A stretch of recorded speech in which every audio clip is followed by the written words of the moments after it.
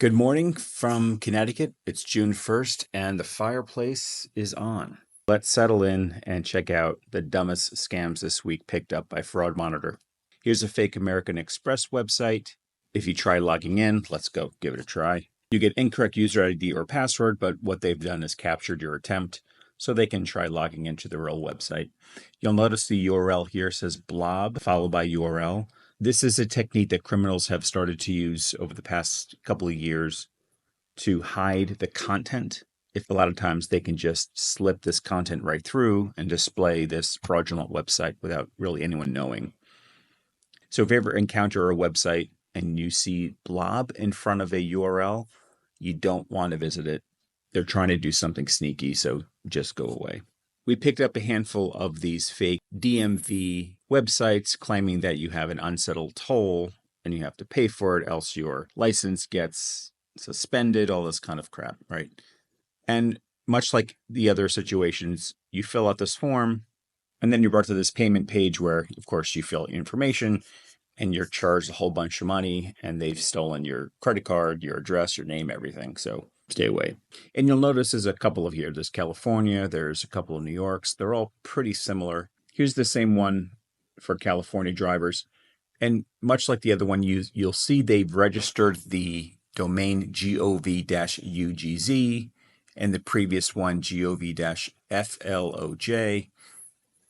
And then they put CDMV in front of it. So it looks like you're going to californiadmv.gov, but you aren't. You're going to this domain here, right? They just make it look like you're going to this website, but it is completely fabricated.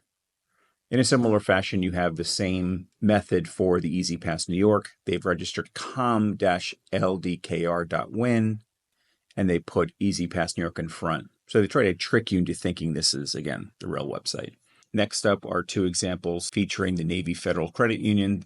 These guys are no stranger to getting exploited. At least once a month, there's a crop of new NFCU websites that the criminals have set up to steal your money. We have a fake Apple website with a horrible URL.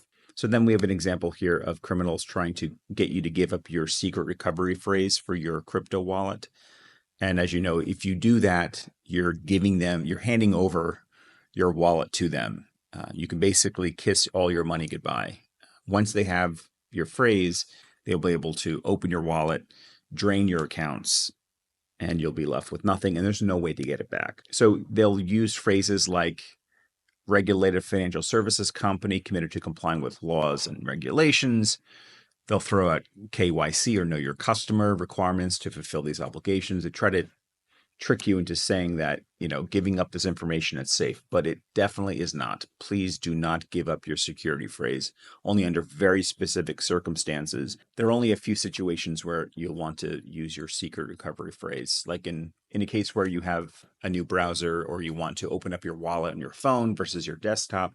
You're going to need your phrase or your private key in order to do that. But you're going to want to make sure you're doing that under your control, that you're installing the app that you know is the correct wallet in order to prevent giving up the secret. We're no stranger to seeing these Steam websites pop up trying to entice you to receiving a free gift card, which doesn't exist, in exchange for giving up your account credentials. We don't see these too often.